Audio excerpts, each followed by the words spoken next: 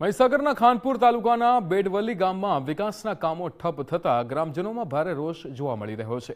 આગામી ચૂંટણીનો સામૂહિક બહિષ્કાર કરવાની ચીમકી ઉચ્ચારવામાં આવી છે। ગામના પ્રવેશદ્વાર પર જ ચૂંટણી બહિષ્કારના મોટા બેનરો લગાવી દેવામાં આવ્યા છે।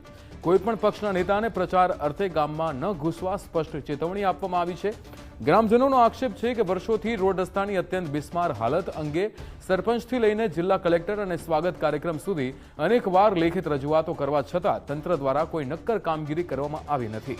રસ્તાઓ એટલા સાંકડા અને ખરાબ છે કે ગામમાં મોટી ગાડી પણ પ્રવેશી શકતી નથી, જેને પગલે ગ્રામજનોએ હવે રોડ નહીં તો વોટ નહીંની રણનીતિ અપનાવીને મક્કમ નિર્ધાર કર્યો છે કે જો સ્થાનિક કક્ષાએથી વહેલી તકે રોડ પહોળા અને પાકા કરવાનું કામ શરૂ નહીં થાય તો તેઓ લોકશાહીના આ પર્વથી સંપૂર્ણ અળગા રહેશે।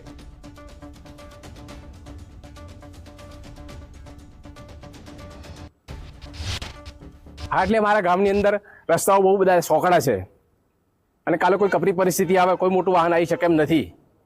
અને અમે બધી જગ્યાએ રજૂઆતો કરી, સરપંચશ્રીને કરી, તલાટીશ્રીને કરી, ડીડીઓશ્રીને કરી, ટીડીઓશ્રીને કરી, કલેક્ટર સુધી પહોંચ્યા, પણ અમારી કોઈ વાત કોઈ અધિકારીએ માન્ય રાખી નથી અને અમને એ આશ્વાસન આપ્યા કે તમારું કામ થઈ જશે, અમે ટૂંક સમયમાં કરી દઈશું, પણ 6 મહિનાથી આજ સુધી મારો આ સળગતો પ્રશ્ન સળગતો રહ્યો છે। ખાનપુર તાલુકાની અંદર બેડવલી ગામ આવેલું છે અને ગોકટા ગ્રુપ પંચાયતની અંદર અમારું ગામ બેડવલી આવેલું છે।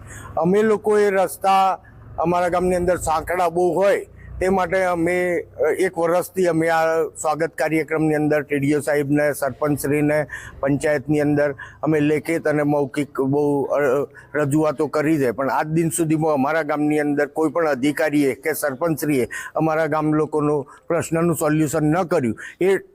તેના માટે અમારે આ બોર્ડ મારવા પડ્યા છે। પણ અમે પંચાયતમાં ગયા, જિલ્લા પંચાયતમાં ગયા, મામલતદારમાં ગયા, પણ આશ્વાસન આપ્યા અમને થઈ જશે, આજે આવીશું, કાલે આવીશું।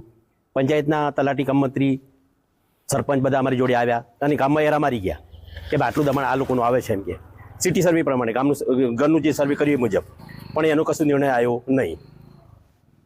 તો અને એટલા માટે અમારા ગામનો વિકાસ, અમારી આગલી પેઢીનું શું, એટલા માટે રસ્તાઓનો અમે પ્રયત્ન કર્યો છે, છતાં અમને કશો જવાબ મળતો નથી।